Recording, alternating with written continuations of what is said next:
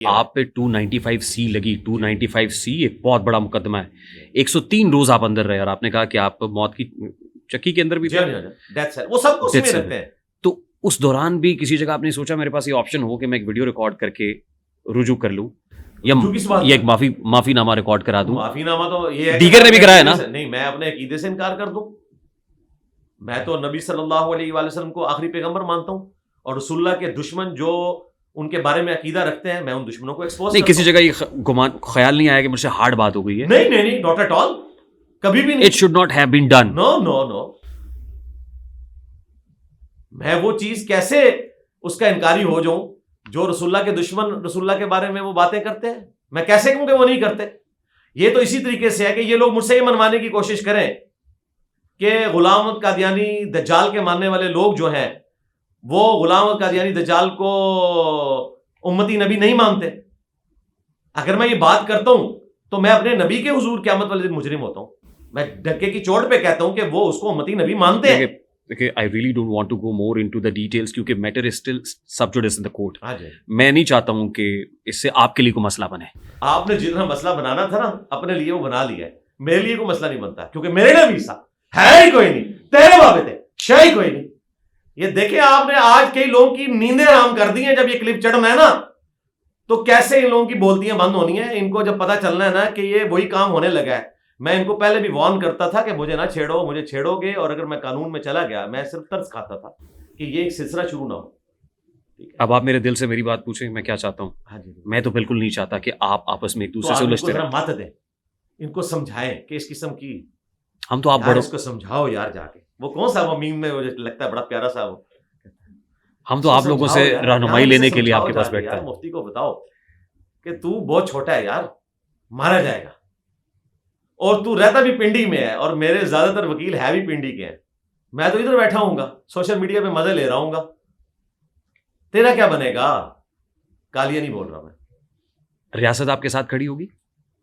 मैं तो कानून को फॉलो कर रहा हूँ ना। नहीं, लेकिन जहां रियासत खड़ी होती है तो वहीं पे पर्चे होते हैं ना बकौल आपके। सरकार, मैंने तो पब्लिक घुसानी नहीं है ना। मैंने तो सिंपल उस एफआईआर जो कटी हुई है, मैंने तो कटवानी है ही नहीं ना। सरकार एफआईआर कटी हुई है, point to be noted, FIR कटी हुई है। पंजाबी की मिसाल है, डाडे 10 सती 100। सरकार एफआईआर कट चुकी है। हमारे हिस्से का काम हो चुका है, जो हमने करवाना था वो पहले का हुआ है। एफआईआर कटी हुई है, जो डॉक्यूमेंट मुझे चाहिए था ना वो हो चुका है। एक 22A की एप्लीकेशन लगनी है। अब तो मैं ये सारी टर्म्स सीख गया हूं। सेशन कोर्ट में जाना है कि भाई ये जो मुकदमा है, अभी तो खैर ये वो फारिग नहीं हुआ, उसका तो ट्रायल चल रहा है। हम पैरेलल में 22A लगाएंगे कि इसका मसला जो है इस प्रेसिडेंट के तहत, जिस तरह के इंजीनियर साहब का भेजा गया था नजराती काउंसिल को, प्रेसिडेंट तो सेट हो चुका है। हम चाहते हैं कि इनका केस भी रेफर किया जाए नजरियाती काउंसिल को और सेशन कोर्ट उनको डायरेक्शन दे कि इसके ऊपर फैसला सुनाए। सरकार देखें होता क्या है, और फिर ये सारे व्लॉग्स जो है ना जो बन रहे होंगे ना, फिर वो उसी किस्म के बन रहे होंगे। और फिर मेरा एक मासूमाना सा बयान आएगा कि हम पुरजोर मुसम्मत करते हैं इस्लामिक नजराती काउंसिल की कि एक आलम दीन के ऊपर उन्होंने तौहीन मजहब लगा दिया। ठीक है, उनसे गलती हुई थी लेकिन उन्होंने तो माफी मांग ली थी। अगरचे आपने कानून सही फैसला किया है लेकिन इस कानून को चेंज करें और एक आलम दीन को इस तरीके से अंदर नहीं करना चाहिए। बावजूद इसके कि आप पे 295C लगी, जिसको आप कहते हैं अनजस्टिफाइड है, रियासत ने ज्यादती की, 103 रोज आप अंदर रहे, इसके बावजूद एक और बंदे को आप अंदर करना चाहते हैं? मैं नहीं अंदर करवाना चाहता, बिल्कुल नहीं करवाना चाहता। मैं नजराती काउंसिल को एक्सपोज करना चाहता हूं आप लोगों के सामने। इन लोगों को एक्सपोज करना चाहता हूं। मैंने उस शख्स की बेशर्मी और ढटाई पे मबनी गुफ्तगू देखी है जो आपके साथ है। वल्लाह मैं ऐसे शख्स से ये एक्सपेक्ट ही नहीं कर रहा था कि वो इस लेवल के ऊपर गिरेगा। और उसके अपने उस्ताद जो हैं वो भी मानते हैं कि ये गलत कर रहा है ना। मैं समझता हूं कि वो तौहीन मजहब या तौहीन रिसालत माज़अल्लाह कर सकते हैं ना। मैं आपके बारे में ये गुमान रखता हूं कि आप ऐसा कर सकते हैं, लेकिन आप दोनों एक दूसरे को अगर गलत मसले के अंदर ड्रैग करेंगे तो मुझे लगता है आपके स्टूडेंट्स को बहुत रहनुमाई आपसे मिल सकती है। वक्त जाएगा दोनों एक दूसरे को नहीं। हमने तो कुछ भी नहीं किया अभी, मैंने आपको सिर्फ वार्न किया। लेकिन तबले जंग तो बजा दिया आपने। नहीं, वार्न किया। अगर ये बाज नहीं आएगा तो हम इस तरफ जाएंगे और मैंने असाइनमेंट दे दी है। हम इसके हालात वाकयात को देखेंगे। अगर ये बाज नहीं आएगा तो इसके साथ ये कुछ करेंगे और ये कानूनन कर रहे होंगे सब कुछ, गैर कानूनी कुछ नहीं होगा। फिर ये कोर्ट से बेस लेता फिर जाए कोर्ट्स पे। नहीं, देखिए 103 रोज आपके स्टूडेंट्स, मैं मुकल्लत नहीं कहता, आपके स्टूडेंट्स हैं। नहीं, मुकल्लत तो है ही नहीं। आपकी फैमिली बड़े कर्ब में गुजरी होगी। जी, ऐसा ही है ना? जी, ऐसा ही। 103 रोज कोई मारपीट तशद्दुद भी हुआ आप पे? नहीं, कोई ऐसी बात, अल्हम्दुलिल्लाह, ड्यू रिस्पेक्ट जो एक बंदे को मिलनी चाहिए वो मिली है। नहीं, ये मैं को ये पुलिस कस्टडी में नहीं कह रहे आप, यहाँ कोई पुलिस नहीं है, ना कोई और शख्स यहाँ पे रिकॉर्ड कर रहा है, आप बता सकते हैं बस सच्चाई के साथ, सच बोल सकते हैं क्या है, ऐसी चीज ना जेल, क्योंकि वो एक इन्फ्लुएंसर डकी भाई की वीडियो रिकॉर्ड हुई ना, और वो एनसीसीआई की कस्टडी में हुई। मैं आपको बता दूं कि जो रिलीजियस लोग हैं उनके साथ इनका ट्रीटमेंट बिल्कुल डिफरेंट होता है, उनको ड्यू रिस्पेक्ट देते हैं। उसकी वजह यह है कि ये लोग ये समझते हैं कि जो रिलीजियस लोग हैं उनके लिए लोग जाने दे देते हैं, उनके साथ मिसबिहेव कभी भी नहीं करते, किसी भी आलम दीन के साथ ये मिसबिहेव नहीं करते। और वैसे भी ये जो पब्लिक के अंदर मशहूर है जेल में ये कर देते हैं, जेल में तो ऐसी कोई हरकत नहीं होती। और वो डकी भाई ने भी माना है कि जेल की ज़िंदगी में कोई इस तरह की चीज़ नहीं है। उनको जो रिजर्वेशन थी वो NCCIA के ऑफिसर से थी, और वो भी लाहौर के। मैं रावलपिंडी में था, यहाँ पे डायरेक्टर थे, डिप्टी डायरेक्टर्स थे, नीचे तक जितने लोग थे, ह्यूमन डिग्निटी में उन्होंने फुल रिस्पेक्ट दी है। और जहाँ पे बाकी हवालाती रखे हुए थे उन्होंने वहाँ नहीं रखा, अलग से एक कमरा, ताकि मेरी सेफ्टी की खातिर वहाँ का जो इन्वेस्टिगेशन ऑफिसर था उसने वहाँ पे रखा, और अच्छे तरीके से ट्रीट किया। खाना वगैरह वो खुद ही मंगवा के, किसी ने आपको हाथ नहीं लगाया? भी कभी वहाँ खर्च नहीं हुआ, किसी ने आपको हाथ तक नहीं लगाया? हाथ चूमने वाले शायद हों, लेकिन हाथ लगाने वाले कोई नहीं थे। क्योंकि हमने भी सुना ना कि वो नहीं वो जो डकी भाई है ना उनके साथ वो हुआ होगा। डकी भाई की कमर बैंगन की तरह नीली थी। नहीं, वो मैं क्यों कहूं कि वो झूठ बोल रहे हैं, किसी को शौक तो नहीं आता ये बोलने का। मेरे साथ नहीं हुआ, इसका ये मतलब नहीं कि उनके साथ नहीं हुआ होगा। मैं ये चाहता हूं कि आप पर जो जेल में गुजरी है और जेल के हालात वाकयात अडयाला जेल के, वो हम डिस्कस करें, लेकिन उससे पहले सिर्फ एक चीज बता दीजिएगा कि 295C पे तो मैंने, जो मेरा मौकिफ है, मेरी इतना सी राय है, मैंने दे दी। अभी तो वो सवाल आपने किए नहीं कि 295C जो है ये कानून दुरुस्त है या गलत है। मैंने तो किया, अब आपसे आपके जवाब का मुंतजर था मैं। इस लाइन में नहीं ना आपने, बल्कि मैं देखें वो ये सवाल आप किस तरीके से कर रहे हैं जिस तरह मैं कह रहा हूं। मैं वो भी जानना चाह रहा था आपसे, और मैं ये भी जानना चाह रहा था क्या जानना चाह रहे थे इस दौरान आपने मुझे जो कहा कि एक पर्टिकुलर रिलीजियस पॉलिटिकल पार्टी, आप उससे डर गए। ये कौन सी रिलीजियस पॉलिटिकल पार्टी जिसे मैं डर रहा था? बारे में वो एक जुमले में जरा करें, क्या आप सवाल कर रहे थे 295C के बारे में, आपकी क्या रिजर्वेशन है? आप मेरे ऊपर भी कोई दफा लगवाना चाहते हैं क्या? क्या कह रहे हैं? सरकार सारी दिलेरी मैंने ही दिखानी है, नहीं दिखानी नहीं। इस मुल्क को हमने एक प्रोग्रेसिव रियासत नहीं बनाना। सवाल आपको मेरे ऊपर कोई शक है? सरकार सवाल की चोट से दीवार गिराएं, जिस तरह शाहजेब खानजादा साहब गिराते हैं, आप गिराएं। आप डायरेक्ट एक लाइन में पूछे कि क्या 295C का कानून कुरान और सुन्नत की रोशनी में दुरुस्त है या गलत है, ये पूछें आप। दुरुस्त है या गलत है? हाँ, मैं आपको बताता हूं कि पब्लिकली ये लोग आके इस कानून का दिफा करते हैं, और जब ये लैदगी में उलमा बैठे होते हैं तो इनकी ऑडियोज लीक हो जाती हैं। मुफ्ती तकी उस्मानी साहब की ऑडियो लीक हुई है और यूट्यूब के ऊपर रखी हुई है, जिसमें उन्होंने ये चीज़ खुद मानी कि फ़िक़्ह हनफी, जिसमें बरेलवी और देवबंदी दोनों फॉल करते हैं, जो पाकिस्तान का इस वक्त समझ लें ऑलमोस्ट 70 या 80% है, ये दोनों मिला के, इसमें गुस्ताखे रसूल की सज़ा कत्ल नहीं है। और पाकिस्तान का जो कानून है वो फ़िक़्ह हनफी के मुताबिक बिल्कुल गलत है, और ये पब्लिक डिबेट हो चुकी है कई दफ़ा, टीवी के ऊपर भी। आमदी साहब भी बैठे हुए हैं। मेरा सवाल गलत था? मैं आपको बता रहा हूं, नहीं सवाल तो आपने कर लिया, मैं तो जवाब दे रहा हूं ना, कि जो लोग आपका जोर मेरे सवाल भी ज्यादा था ना, जो कस्टोडियन है ना इसके, उनकी फिक्र में 295C की सजा गलत है, फ़िक़्ह हनफी के तहत ये सजा गलत है। आपके नजदीक कानून दुरुस्त? मेरे नजदीक ये है कि कोई भी शख्स किसी भी बड़े से बड़ी हस्ती की गुस्ताखी करता है, जाने में या अनजाने में, उसके ऊपर तौबा पेश की जाएगी।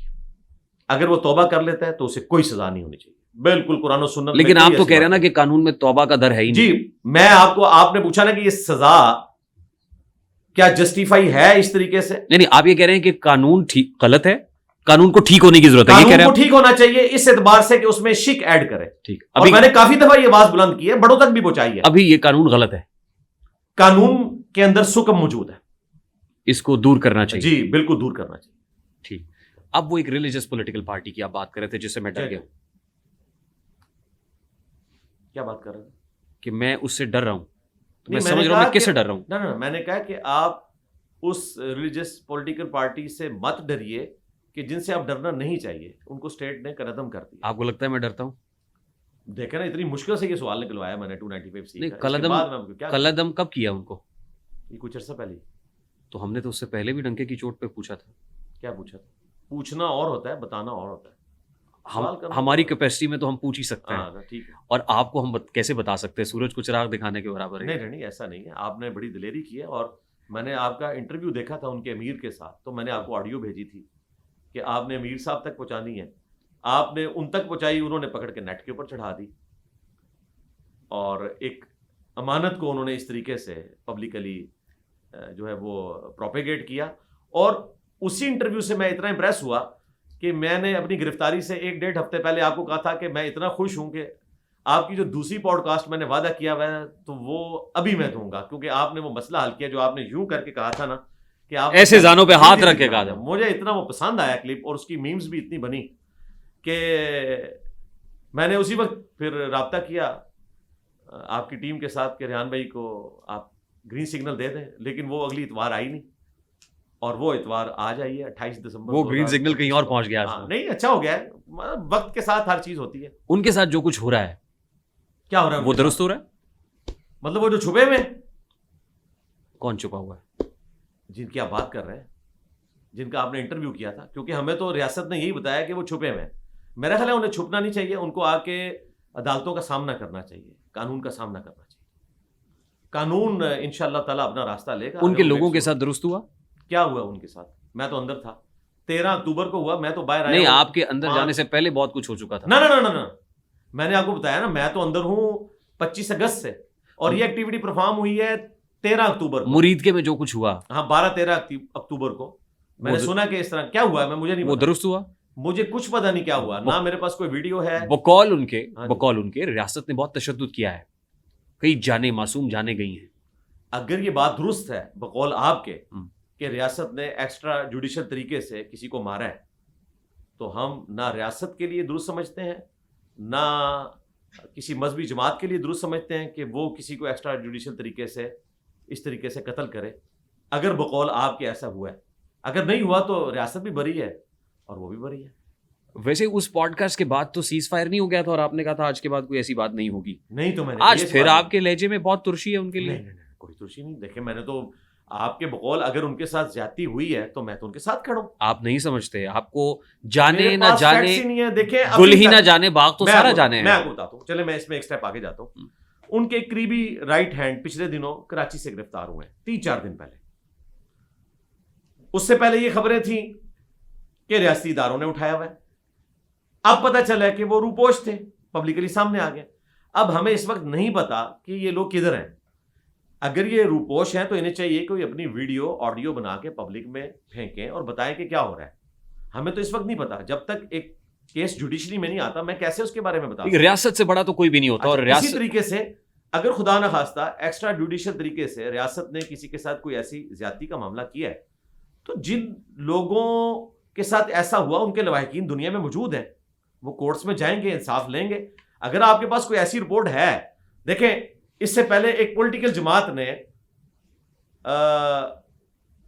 इस्लामाबाद पे चढ़ाई की कुछ अरसा पहले, और उन्होंने क्लेम किया कि इतने 100 लोग मारे गए। ठीक। अगले साल जब उन्होंने बरसी की तो सिर्फ 14 बंदों की तस्वीर लगाई हुई थी, वो सैकड़ों गायब भी हो गए। ठीक। इसलिए हमें पता नहीं है, जमातें तो क्लेम कर देती हैं पॉलिटिकल गेन्स की खातिर। जब तक कोई चीज ब्लैक एंड व्हाइट में सामने नहीं आती मैं कैसे कर सकता हूं। हाँ, अगर आप ऑन कर लें किसी खबर को तो मैं आपको एक क्रेडिबल सहाफी समझता हूं। इस एतबार से आप बात करें, शाहजेब खानजादा या हामिद मीर साहब या एजाज सैयद साहब कोई बात करते हैं, सलीम साफी साहब करते हैं, तो मेरे लिए अलार्मिंग है कि आप बड़ी जिम्मेदारी से बात कर रहे हैं। अगर आप ऑन करते हैं तो मैं इंशाल्लाह ताला अभी मुझसे फतवा ले लें। आप ऑन करें उस बात को, मैं अभी आपको जवाब देता हूं। नहीं, फतवा मेरे पास तो नहीं, फतवा तो आप खैर नहीं देंगे, कुरान और सुन्नत की रोशनी में बताऊंगा। नहीं, मेरा काम है, क्योंकि अगर फतवा देंगे तो मैं फिर आपको मुफ्ती इंजीनियर मोहम्मद अली मिर्जा का हिस्सा है। सूरतुल मायदा में अल्लाह ताला ने फरमाया कि जिसने एक इंसान को नाहक कत्ल किया, एक जान को, उसने पूरी इंसानियत को कत्ल किया। ठीक है। और सही बुखारी में हदीस है कि अगर कोई काफिर भी किसी मुसलमान मुल्क में टैक्स पेयर है और उसको कोई मुसलमान कत्ल कर दे तो वो जन्नत की खुशबू भी नहीं पाएगा। हालांकि जन्नत की खुशबू 40 साल की मुसाफत से आ रही होगी। ये मेरी जिम्मेदारी है, इस पोस्ट का तकाजा है, ये ईमानदारी का तकाजा है। जिस तरह देखें, जो लोग डॉक्टर्स बनते हैं ना, आप उनसे पूछें, उनसे अहद लिया जाता है कि आपने किसी शख्स का फिरका नहीं देखना, रिलीजन नहीं देखना। अगर मरीज आपके सामने आएगा आपने उसका इलाज करना है। कई डॉक्टर्स लाइफ इन प्रिजन रहे हैं बनु अब्बास की, सिर्फ इस बुनियाद पे कि उन्होंने उनको ज़हर कातिल नहीं बना के दिया अपने दुश्मनों के लिए। उनका नहीं, हमने अपने बड़ों से यह अहद किया था कि हम जहर बना के नहीं देंगे, हमने इंसानियत की जान बचानी है, लेनी नहीं है।